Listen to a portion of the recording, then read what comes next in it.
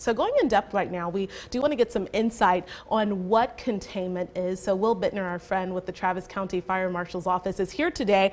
So there's some misconceptions around containment. Can you just break down what that means when you've contained a fire? Yeah, thanks, Jennifer. That's a great question. The best way to imagine containment is we encircle it. And what we're doing is we're trying to create a circle around the fire, and that is the point at which we are not going to let it go any further. It doesn't mean that it's completely out. It just means that we're going to stop it at that point.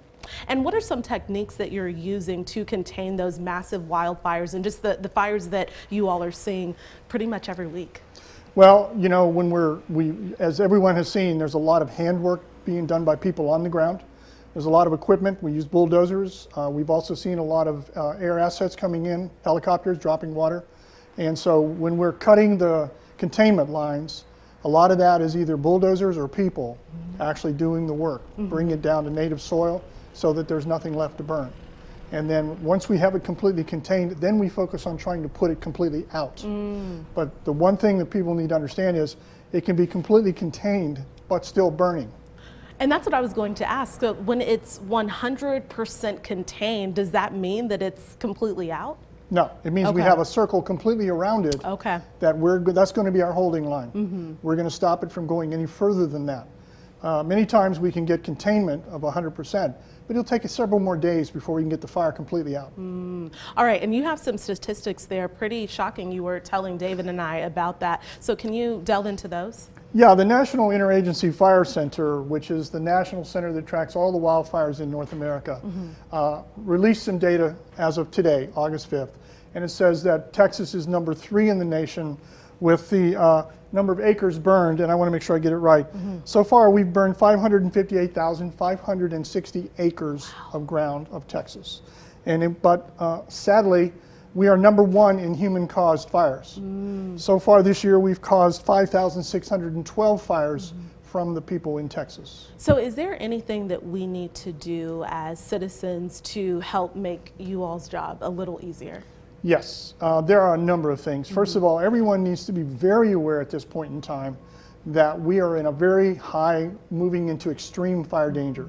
The slightest bit of fire ignition can cause a very large fire to take off and run. The other thing you need to understand is that most of our firefighters are really busy right now. And so we end up with not enough people and not enough assets to go after all of the fires. So if people are careful, if they make sure that they're not dragging chains and making sparks along the side of the road, or they're not deciding to burn their burn pile, or have an open campfire of some kind, that is really valuable. The other thing they need to do is understand that we have a burn ban on. And that means that for a lot of people that live in the more rural parts of our county, they burn their trash. They don't have garbage pickup. You've got to be very careful with that. Okay, and I know we saw a tweet, I believe it was 2 or 3 days ago from AFD talking about cigarette butts, and they saw that fires were started because of that. But what's the most common cause that you all are seeing this fire season?